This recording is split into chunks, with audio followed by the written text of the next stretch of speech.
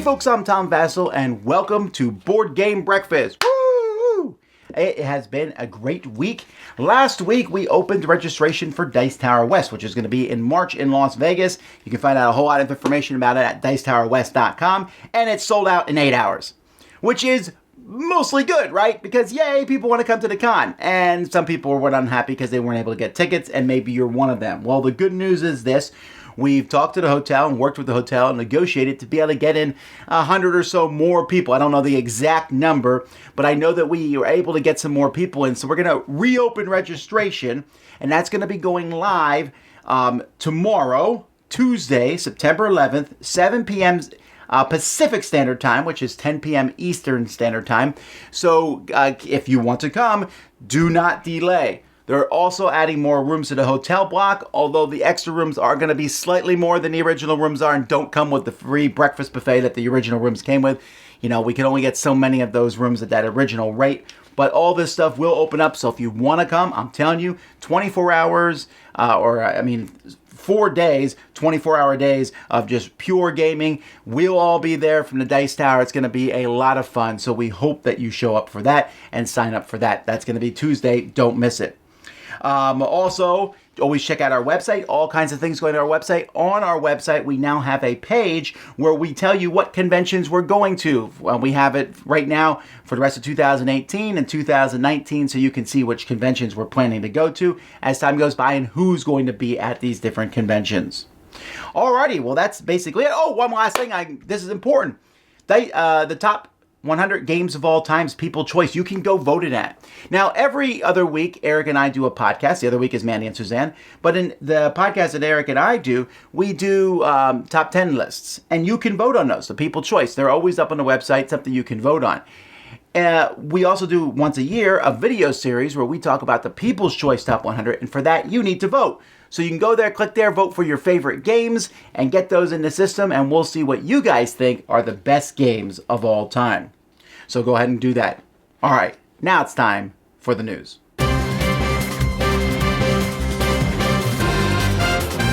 There's not a ton of news this week, so just a few things. First of all, Horrible Games has announced a new version of Potion Explosion. The biggest thing here is Potion Explosion comes with this little marble dispenser that you put together out of cardboard and all that. The new one is plastic. It looks like it already comes together pre-assembled, so that's neat.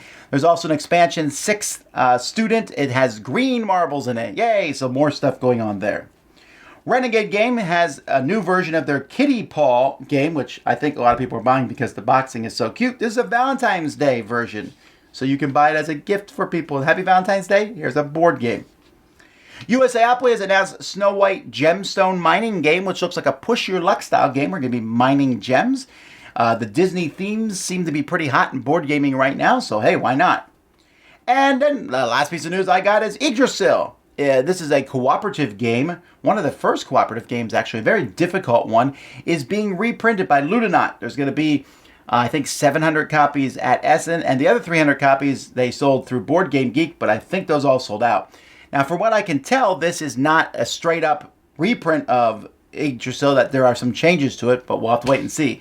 I never beat the game. I liked it, but it is very difficult, so there you have it. That's the news. Let's keep moving.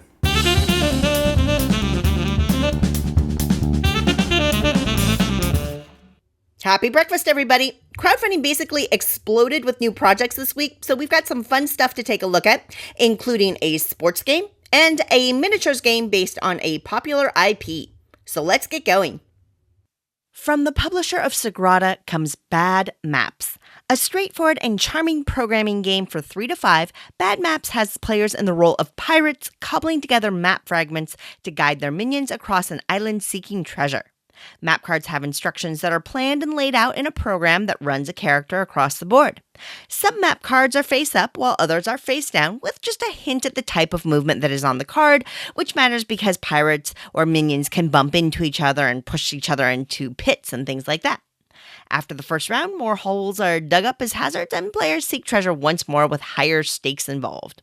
Bad Maps plays quickly and is a solid intro to programming-style games, and there's an optional deluxe edition with metal coins and unique meeples. But you can get a base copy of Bad Maps for a pledge of $25 plus shipping. Nanty Narking is a refresh of Martin Wallace's out-of-print Discworld Ankh-Morpork game. The IP is gone, but the card play is intact and upgraded with schmancy Victorian-style minis. In Nanty Narking, each player has a unique win condition. Players use clever card play to place minions and buildings to work towards area control goals, while preventing opponents from attaining their win conditions. Icons on the card indicate the actions you may take, and some have additional actions at the bottom, so hand management is tense as you make tough choices on how and when to use your cards. Nanty Narking features historical and fictional Victorian characters, brand new art throughout, and this campaign includes a set of metal coins in your pledge. A copy of Nanty Narking takes a pledge of £60 plus shipping. Ba-Bell is the first project from Meridiano 6, but it shows a nice level of polish. In this two-player game of fantasy real estate and control, players take turns building different buildings and moving in residents. Each building has different abilities or scoring conditions that you can plan around, and once you place a building, your opponent gets to move in residents, which then leads to a bit of rock, paper, scissors style intimidation because residents will scare away neighbors depending on their type. Along with the points earned during the game, at the end you gain points for your buildings that your residents control, and you can get a copy of Ba-Bell for a pledge of €24 plus shipping. Football Highlights 2052 takes the deck-building formula of Baseball Highlights 2045 and layers on all the thematic cyborg football play you would want. Similar conceptually to Baseball Highlights, in Football Highlights, players build up their teams and then work to execute the best plays for victory.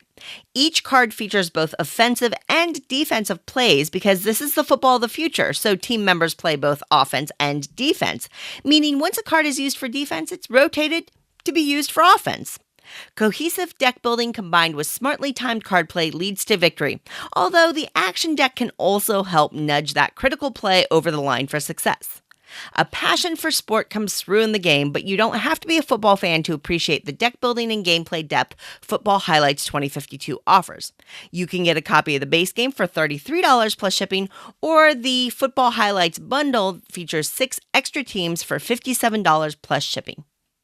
And Horizon Zero Dawn brings the mechanized post-apocalyptic video game world to board games. Players take on the role of hunters, each with a unique set of character abilities. Through deck building, you'll develop your hunter along with different skill paths, and then build them up with a variety of weaponry to deal with the myriad of encounters you'll face. You work together as you go through a tracking deck, and easier challenges will be less risky, but will provide fewer rewards that then strengthen the team for the next round of battle, which matters because at the end you really have to battle a mighty beast to the death. You can also play competitively, in which you earn glory points during encounters, which will then grant sun tokens, and the most sun tokens at the end wins. A pledge of $100 plus shipping gets you Horizon Zero Dawn the board game and 2 expansions, along with a plethora of unlocked minis. Alrighty, that's all I've got for you this episode. Hopefully something caught your eye. And until next time, I hope you have a wonderful week. So today we're going to continue with Tank on Tank. Now, I've done Tank on Tank before, you're going to say, but Dan, Tank on Tank, it comes in a box. Aren't you doing War Game in a bag? Yes, I am, because its expansion comes in a bag. A game designed by Peter Bogdasarian. It's a gateway game for 2 players, can be played solo easily, and lots of fun. What's great about Lock and Load's Tank on Tank, as I said before, it introduces you to new concepts such as line of sight, range, movement. Here we have the headquarter bonus, where if you have a headquarter unit and all other units adjacent to it, you can use that bonus to move all those units at the same time instead of normally just moving 1 unit at a time, expending your action points.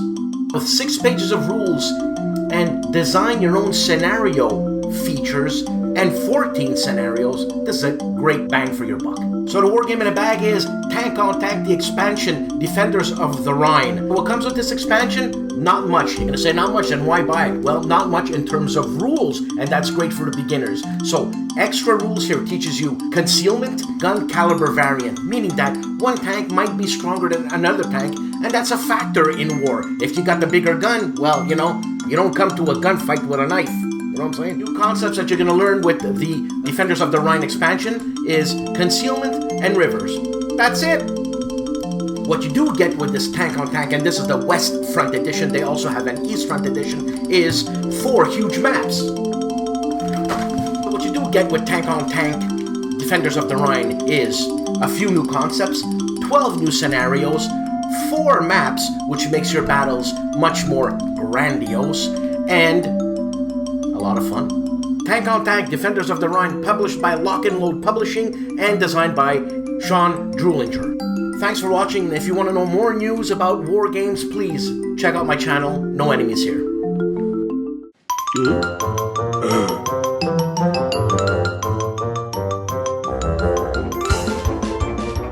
So what's coming from the Dice Tower this week? Well, this week it's just going to be a pile of reviews. This week, Eric Summerer and Mandy Hutchinson will be going to Grand Con, and Z and myself are going to be going to Midgard, which is a convention in Iceland. So we're going to try to get some blogs out of these things and put them online so you can see what these conventions are like.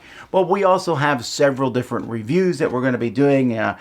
Doing Spell Smashers, a review of that game for you, and several other games that we're going to be talking about. So keep an eye out for that. No top 10 from all of us this week, although I'll be doing my own personal top 10 games for preschoolers.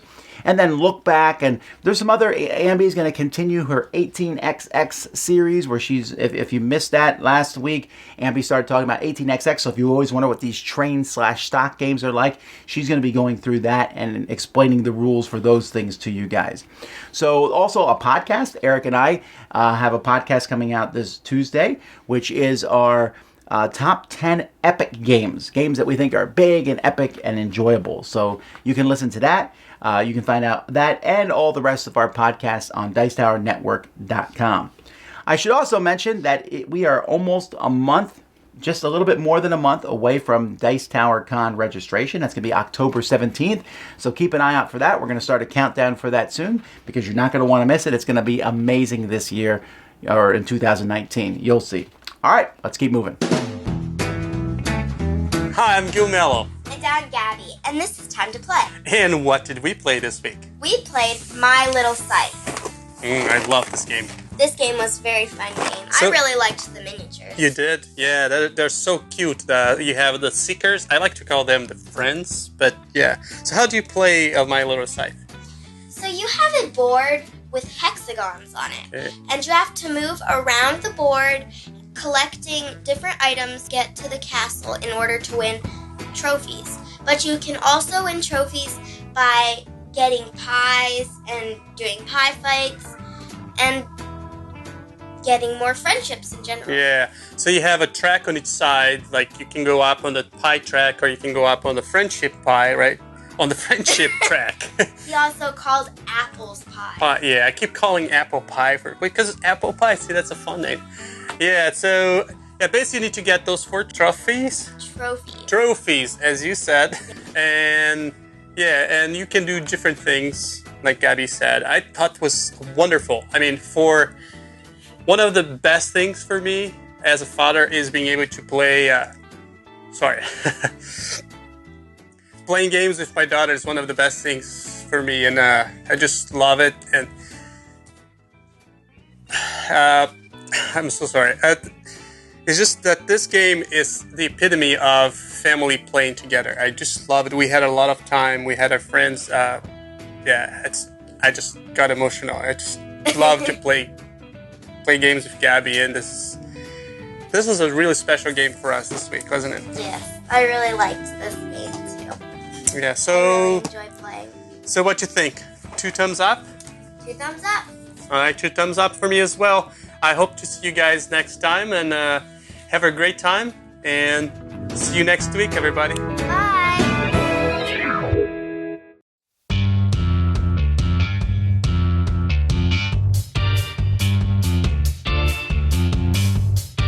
Howdy folks, welcome to By the Numbers. My name is Hunter Thomason from the Family Showdown. Each week on By the Numbers, we look at a board game numeric related topic. This week's topic was suggested over on the Dice Tower Facebook group by Krastyo Dimov Krastev? Anyway, he asked, what are you playing on average for a single board game? Taking a look at the handy dandy chart, we see the results show that we got a nice little bell curve thing going on right around the $40 to $50 range. Couple outliers at the low end of the scale. Those people must be shopping at the thrift store. Taking a look at my recent board game purchases, you see that I fall right there around that $40 range myself. Got a lot of lower end games this time around. Bit unusual for me, but it is what it is. My average coming in at right at $38 on average. This is cool stuff prices and one Kickstarter, no shipping factored into this. Taking a look closer at cool stuff, we see that the top 6 games right now on Cool Stuff Inc. purchases averages out at $41. So it looks like we have a definitive answer of $40, or at least from my small sample size of games. So what is your most recent purchases? Are you going all in on Kickstarter for hundreds and hundreds of dollars? Are you buying some small little expansions and keeping it cheap? Let me know down in the comments. We'll see you next time. Greetings and welcome to the Mega Meeple. A little change of scenery here. I am at a friend's house. They're out of town, so I'm just taking care of, looking after the house and doing, taking care of some fur babies. They're so cute. Anyway, I want to talk about a thing of how to find really rare games. Not so much rare, but they're so hot right now that it's really hard to get a hold of them. Your local game stores sold out of them. Online game stores are sold out of them or out of stock. And as soon as they come in stock, bam, they're off the shelf. And so I found a very hard to find game at my local bookstore. Usually found on the shelves next to the Monopolies and the Cards Against Humanity. But I was able to find this little gem, which was really hard to find at my local game store and online. But yet, if I went to my brick and mortar bookstore, and sure enough, they had like 3 copies of this thing. Well, I nabbed it up real quick. In fact, this was the same bookstore that I got Fury of Dracula 3rd edition. Remember those days back when it was out of print and the only way you could get it is paying $150 on eBay? Remember those days? Yeah, me too. But anyway, what luck have you guys have as far as finding really hard to find games? Sound off in the comments down below, and thank you so much for watching.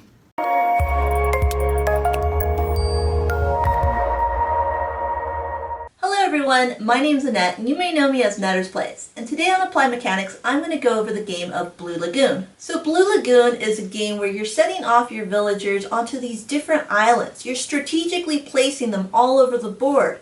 You're building up different huts, and you're trying to gain resources. So let me show you a little bit about this game and why I really like it. So you'll start the game off by randomly placing different types of resources on different parts of the board. Players will then begin again by placing either villages or villagers onto the board. At the start of the round, players will only be able to place in the ocean. A villager token can be placed on land as long as it's adjacent to a previously placed token. You can even use your villagers to collect resources from the land. You can place your villages following the same rules, as long as they're placed on land. This is important for the second part of the game. The first part of the game will end when players have either placed all of their pieces onto the board or all resources have been taken from the board. Then you'll begin scoring. Once you finish scoring, then you'll take off all of the tokens and resources left on the board, except for the huts. You'll then repopulate the board with all the resources. Then you're ready to play the second half of the game. The only difference is that you cannot place your villager anywhere into the sea. It has to be connected to a previously placed hut. Players will then continue placing their tokens onto the board. You continue until you finish all your tokens, and then another scoring phase continues. Whoever has the most points wins. So as you can see, the game is very beautiful to look at. However, it's abstract in nature because you're placing these different tokens or villagers all over the board. It's all open space, and the strategy comes in how the players place their pieces and where. So throughout the game, you're trying to collect different resources and manage majority on islands along with connecting them too. There's only 2 phases in the game, and they're very similar to each other. However, where you place those huts in the first game will transfer over onto the second phase. And that's why I really like Blue Lagoon. Well, thanks so much for joining me, and we'll see you next time. Bye!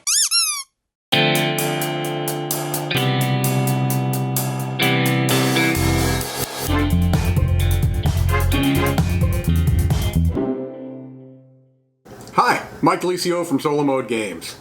Today I want to talk a little bit about a new trend, I suppose. I don't know if it's a new, but it seems to be kind of a burgeoning trend in board gaming, and that's these choose your own adventure type of games. This one is specifically choose your own adventure, but I guess I'm talking about maybe storytelling or story branching games within this hobby. What brought this up was that I recently saw a thread on Board Game Geek where somebody was talking about this particular game, the Choose Your Own Adventure game, as being really only suitable for solitaire play. Now I'm going to do something a little bit odd here because I have a solo-focused channel and a solo-focused segment, but that's certainly not the only type of gaming that I do. The argument that they were making was that they really couldn't see a number of people sitting around a table playing this game. And I guess I'm a little bit surprised by that, and I guess I've got a bit of a contrary view to it. I've only played this game with my son, my oldest son actually. I have 2 boys, and I've been playing this with my teenager. And we've had just a wonderful time with it. I mean, it's very, very silly. And we've been playing it with that spirit, a spirit of let's revel in the cheesiness of this and read it with stupid voices and just play up the hamminess of it. And that's been great. Now, I don't want to say that this would be a bad solo experience. Quite the contrary. I think you could play it as a solitaire game and have a really good time with it. I just think it would be a little bit different. And to me, I think that playing this with other people has the potential to be a wonderful experience, and it's certainly not something that you would only want to play as a solo game. Again, I think that you'd really want to kind of play up the silliness of it and even a little bit of the role-playing aspect of it, I suppose. And I guess that this might apply to other storytelling games, but I'd like to get other people's opinions on this. I personally have not played the kind of the standard bearer for these storytelling games, which is the Arabian Nights. I've played other storytelling games near and far. I've liked quite a bit, and that certainly is a multiplayer game. But do you think these choose your own adventure or storytelling games are inherently best for solo play or multiplayer play or neither? What are your thoughts on this? I'd love to hear them. Let me know in the comments below. Thank you so much for your time, and have a great day. Happy breakfast, everybody. Today I'm going to talk to you about something that I think quite a lot of us suffer from, and that's expansions and the space that they actually take up. So Ticket to Ride is a game I really enjoy because of its sort of light-hearted, sort of lightweight, family-style gameplay. But even though the expansions are, they're quite thin boxes, the Asia one is quite well packed because of the bits in it, most of them sort of just start taking up a lot of room. Once you've got, 3-4 expansions, that adds up to well over a normal base game. And that's where I've had to do something I don't like doing too much, and that's ditching the insert. So this is supposed to be the box for Nordic countries, but I've got that one in. I've also got Heart of Africa, and then I've got the Switzerland and India board in here as well, which means there's loads of cards, there's some trains, and then 3 different boards in here. Now, I had to do this because the space that they were taking up was just too much. But I do like the normal insert for Ticket to Ride, because it just kind of everything sits in nicely. Now these kind of, unless I fit the cards down the side, they rattle around a bit. So I might have to get a little bit DIY to make it all fit a bit more snug.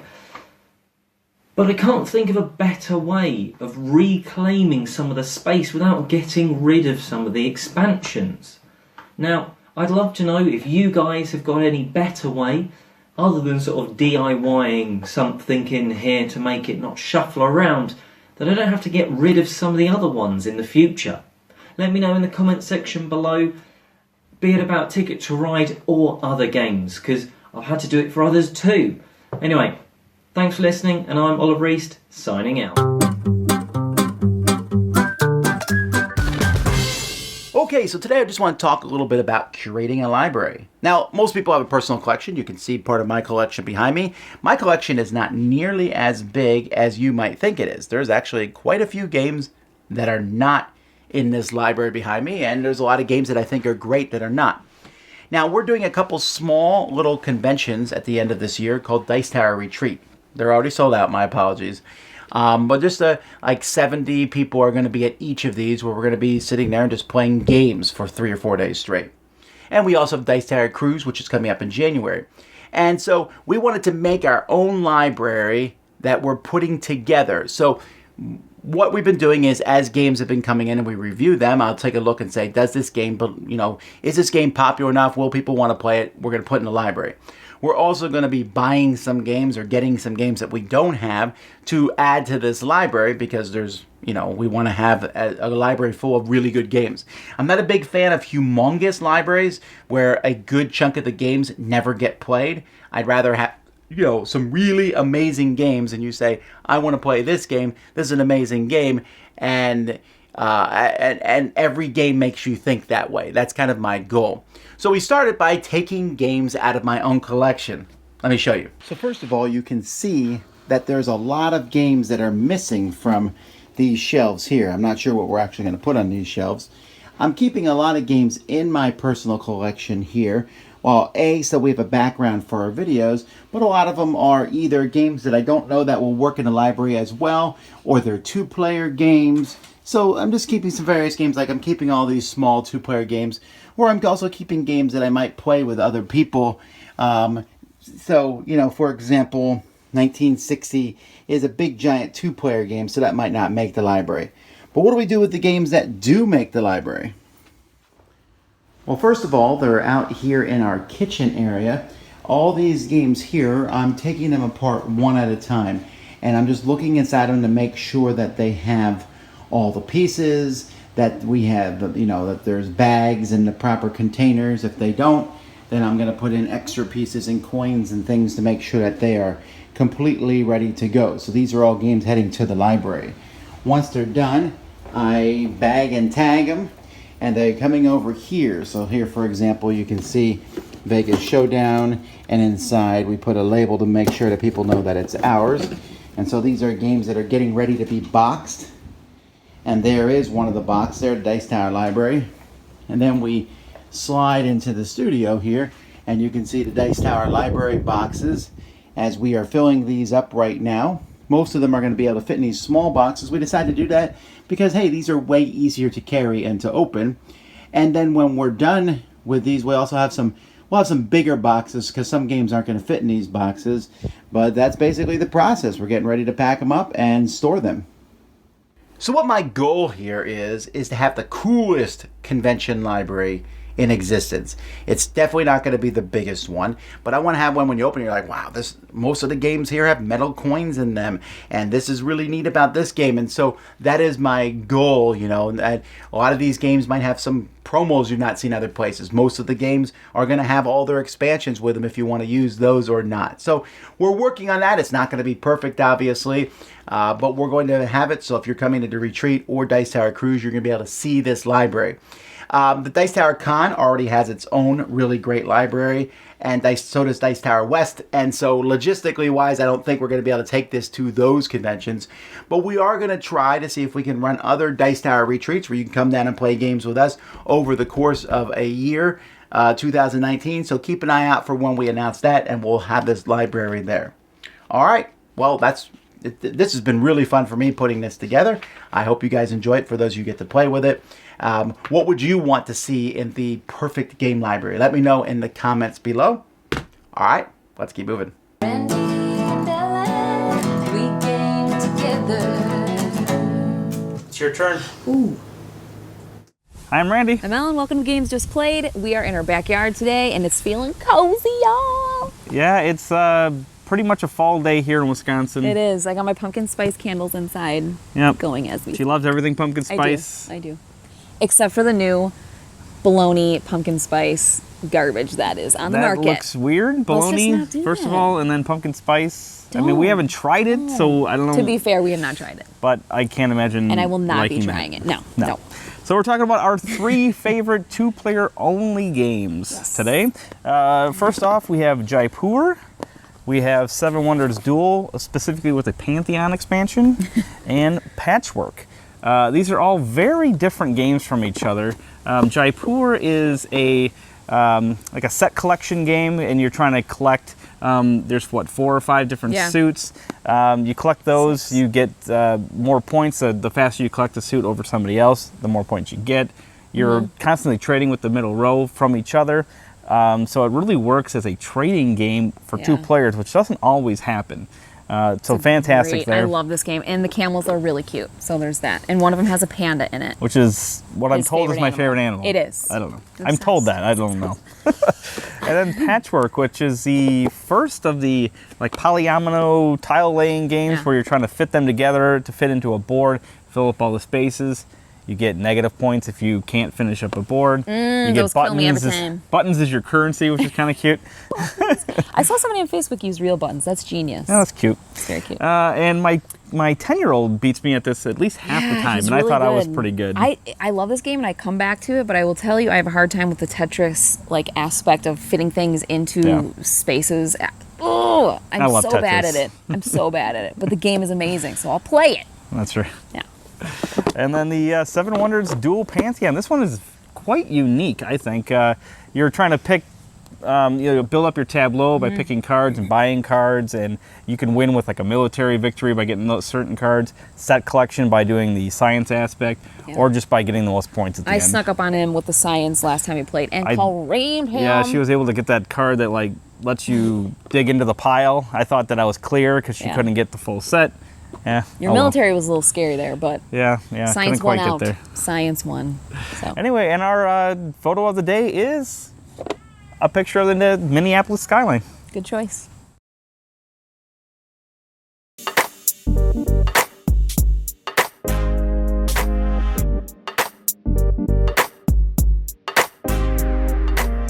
Hey everyone, Chris Renshaw here, and yeah, it's been a month, but I'm going to talk about Gen Con. One of the coolest things I got to do was run the L5R beginner's game, The Legend of the Five Rings. I love this system. It is quickly becoming a new favorite for me. Specifically, what I wanted to talk about today is I just wanted to share a quick story about an awesome experience that I had at Gen Con. As I'm sitting down and chatting with one of the guys that showed up for the game, he introduces himself as Robert Denton. And I'm like, why does that name sound familiar? Oh, he tells me why. It's because he's the guy that wrote the most recent novella for the L5R game, The Sword and the Spirits. This is a guy that actually has done freelance work for the L5R lore for Fantasy Flight and the previous company, AEG. Oh crap. In my head, I'm thinking, okay, so you're only have known this lore for about a year. This guy is totally going to correct you on every single thing that you do, and this is going to be horrible. You got to get everything exactly right. Oh crap, oh crap, oh crap. But the guy was not like that at all. In fact, it went super well. In fact, I'd be telling pieces and I'd be sharing some of the lore a little bit, and maybe occasionally he'd throw in an extra bit of tidbit like flavor text a little. It ended up being one of the best games that I've run at a convention, not only Gen Con, but just about any convention. It's definitely up there in like one of the memories I'm always going to remember. So one thing I wanted to point out here is even people that have played a lot of RPGs can still get into situations where they get kind of thrown off their feet on tilt, is the word I've seen used in other games. They get utterly, the ultimate point of this video is saying that it doesn't matter where you are, you're gonna get thrown a curveball or two, and sometimes the best way is to just breathe and deal with it. because chances are it's probably not as bad as your mind is telling you. Did you go to Gen Con? Did you play any RPGs? Did anything weird or throw you off in your games? Let me know down in the comments below. And make sure you follow me on all the different social media channels. Until next time, make sure that all your hits are crits. Two brothers set loose in a thrift store. This is Thrift Store Throwbacks. Dang it, you win. End it out. Come on, just say Racco and let's go. That's how you end this game. You have to say, yell Racco. Just do it. Here's the thing. I don't like being told what to do, so I'm not going to do that. But the round is over, and I get 75 points. The game's not over. The game's not... It specifically says the game isn't over until you yell the name of the game. Nope, I'm not going to do that. Well, then we're still playing then. Fine. All right. I'm going to sit back here and look at the cool order of my cards. Uh-huh. Looks like someone put their cards in order. I feel like if I yell out Racco, you're going to judge me. Oh, yeah. But hey, no, because that's how you win, though. You gotta yell the name of the game. Well, want to make a house rule about not having to say it? No. Why don't you go ahead and follow the rules, Nick? I really don't. Right. I don't want to yell out the name of this stupid game. Like, you wanted 4 cheeseburgers and you get 2 in. You're like, I don't think I want those other 2 cheeseburgers. I'm not gonna say it. I'm not gonna say it. Unstoppable force meets an immovable object. Have you ever been between a rock and a hard place? You ever between a goose and a peanut butter jelly sandwich? Have you ever had an open flame in a tent? I'm still waiting on you. I ate an entire packet of cookie dough before this. I'm good for a long time. Still waiting on you, Racco. What was that?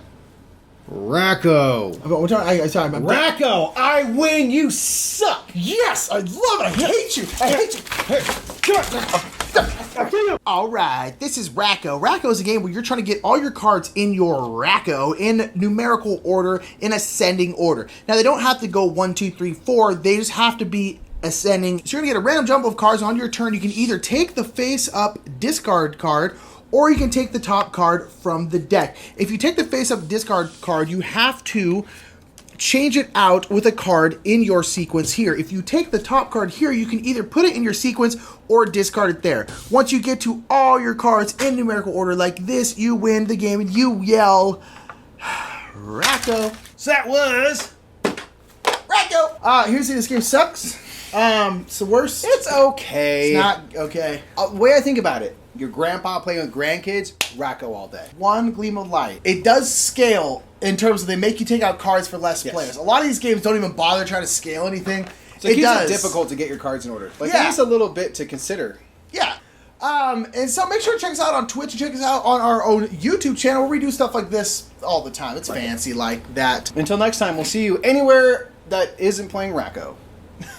Hey guys, and welcome to the Tantrum House after party. We just finished playing Good Critters from Arcane Wonders. We're going to tell you what we loved, what we hated, who won, and how.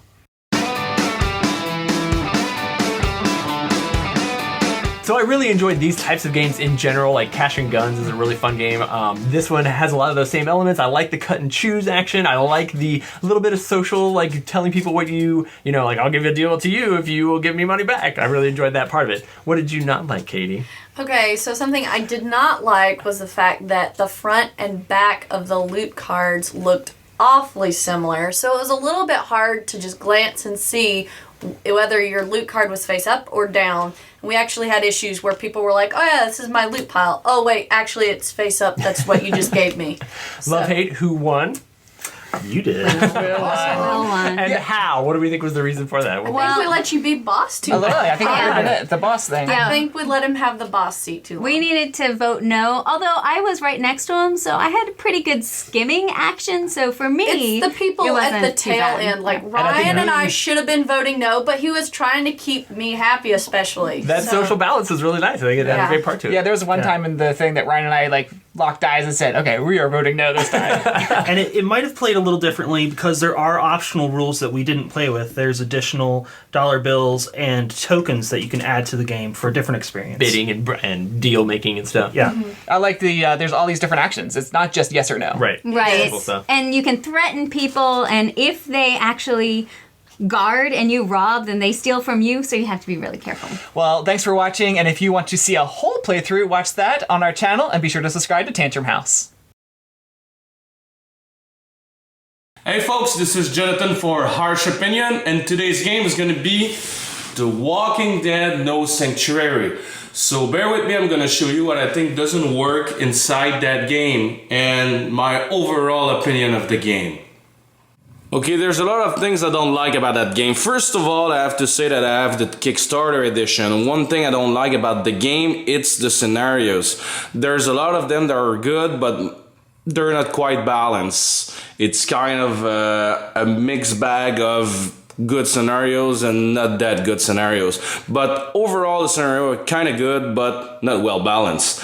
Another thing I don't like, it's the rule book. The rule book, it's not that great. There's a lot of questions you have after reading the rule book several times, and the order that they put the rules inside the rule book are not that great too. Another thing is those tokens. You have a bunch of them right there. They all serve the purpose. They kind of good quality, but the problem is they all blend. There is no color, and I think that it would have been nice with more colors on them. And why there's no colors? Because they put all of the colors on those cards. You see there's great motion capture, but when you turn the card over, they put the card green, yellow, and red. Doesn't make any sense. You see, when you try to separate cards with 3 different colors, you don't have to put the whole card in that color. It's just the top or the surrounding or something, but not the picture himself. It's kind of weird, but here's the greatest components of the world. Woo-hoo-hoo! Look at those tiny tokens. The moral tokens, the threat tokens. Look at my fingers. This is like 25 cents tokens, and look at the size of the other ones. That's stupid. That should not even exist, especially from a company that produce games like a couple of times a year. That's stupid. Company, stop doing components like that. It's like laughing in the face of your customers. I replaced mine with black cubes and that was it. But those, come on. It's ridiculous. Anyway, thank you for watching. See you next time, guys. Bye-bye.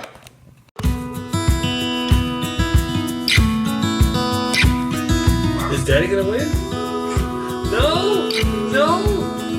Daddy's not gonna win? We have a lot of games. We love games.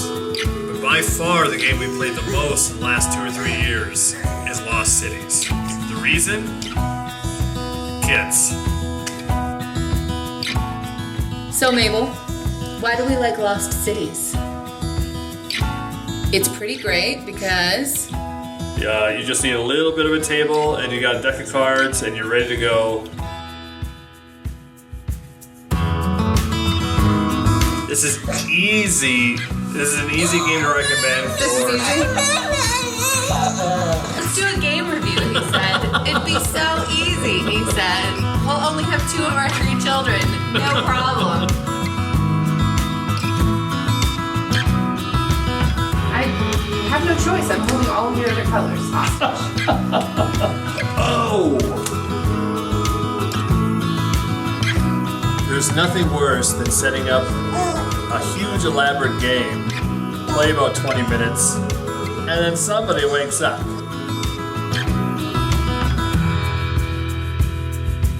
So we play Lost Cities the most. I think because it's quick setup, quick takedown, we have children, and we do not have time to mess around, people. We mean business.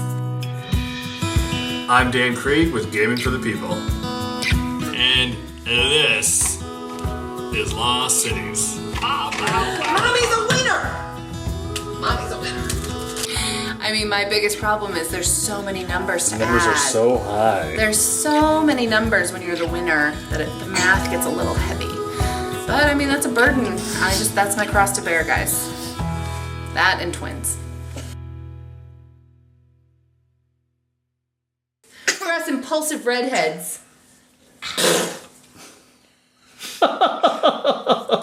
So gross. Hey there everyone, I'm Jen, the board game librarian, flipping some pages and pushing some cubes with this week's segment From the Page to the Table. This week I'm going to look at a military thriller classic by Tom Clancy, and that is The Hunt for Red October. When this book came out in 1984, it was a sensation. It just flew off the shelves. People were captivated by this story that Tom Clancy tells of a Soviet submariner who defects, and telling a side of the story that perhaps in 1984 hadn't been told. Telling a captivating and intense, thrilling story that you would have thought he had, like, private intel on. He didn't. He was just so excellent at researching and gathering information that he just provided this story that was completely realistic. So realistic that the White House briefs him on it. So there's two games I could have paired this with, one of which I don't own anymore, second of which I do own, and that is Sonar or Captain Sonar. I chose Sonar because we sold Captain Sonar about 6 months ago. 2 to 4 players, ages 8 and up, 30 minutes. So Captain Sonar had been a dud, complete dud with our gaming groups. We tried really hard, and it never felt like it sung with anything less than 8, and that was just really hard to get going. So we bought this at Target at a really great deal, and my husband Matt and I play it at 2, and it captures all of that cat and mouse chase that you're getting here on Hunt for Red October. It's intense, you know, over the edge. You are really eyeing each other up, eyeing up a really cute cat too.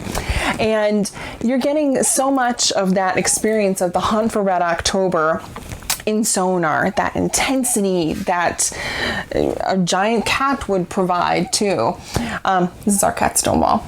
So happy breakfast, read some books, love a cat. We'll see you later. Hi everyone, and welcome to The Pitch. Now the reason I'm sitting here by myself is Dave gave me an awesome present for our wedding anniversary. We've been married for 13 mostly happy years, and I got Everdell as a present, a really cool game with really nice material like the resources, like this one, berries, pebble.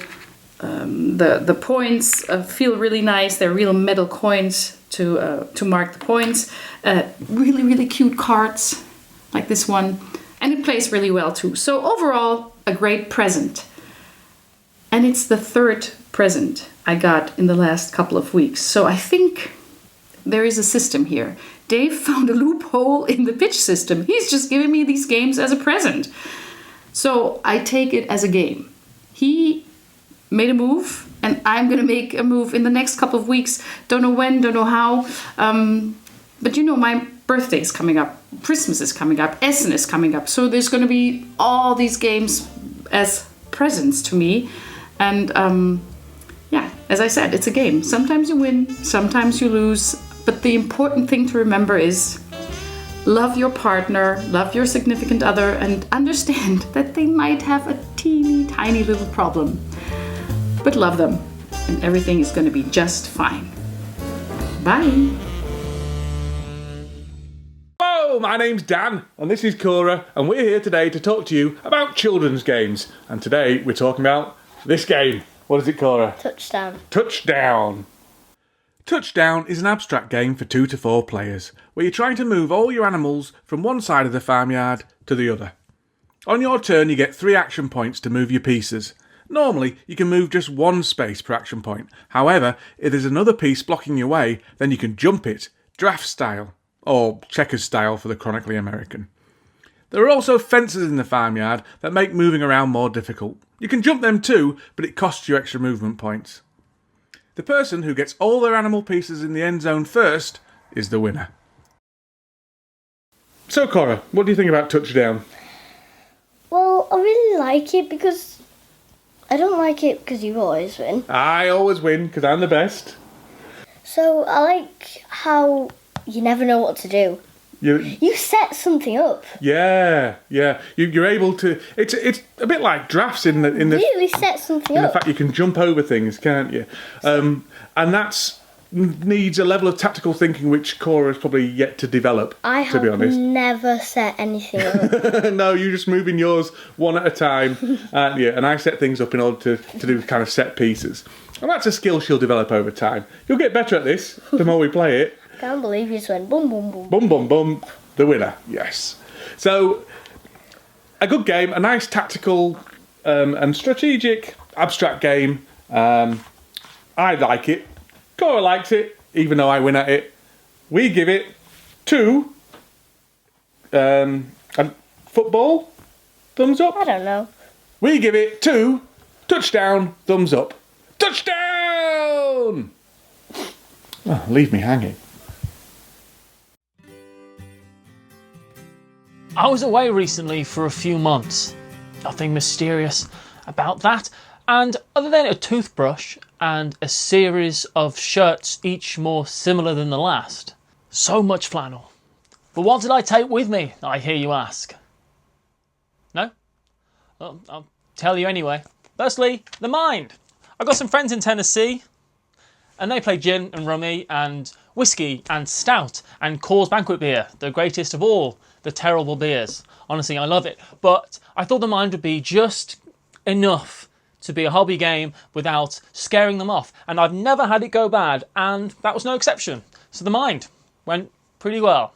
Second game I took with me was Castles of Burgundy, the dice game. Get out of here, the mind! Castles of Burgundy, the dice game, is a great roll and write game that you can play solo, especially if you don't want your phone to die because you played Gan Shon Clever 100 times on Android and you're scared your phone's going to die and you'll be stranded in downtown Nashville with no way to contact anybody. For example. It sucked.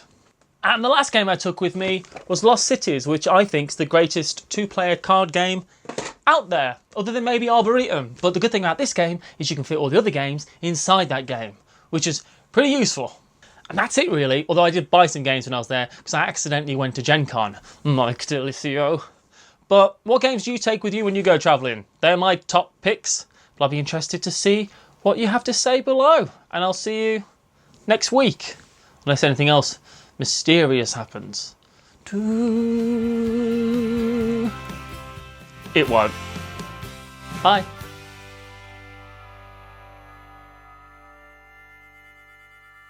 And that's it for another episode. I didn't get any videos about Tom is Wrong. So send me some Tom is Wrong videos. And the promos, we'll get back to those. But as you can see, we're moving a lot of games around. So there's not as many promos to see at this point in time.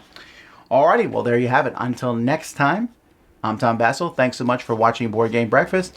I'll see you guys later. Thanks for watching Board Game Breakfast. Tune in each week for your daily dose of gaming goodness with Tom Vassell and all the gang. Until next time, I'm Eric Summerer, and you've been watching Board Game Breakfast, a Dice Tower production, sponsored by Cool Stuff Inc., an amazing place to buy board games. Cool stuff in stock at CoolStuffInc.com.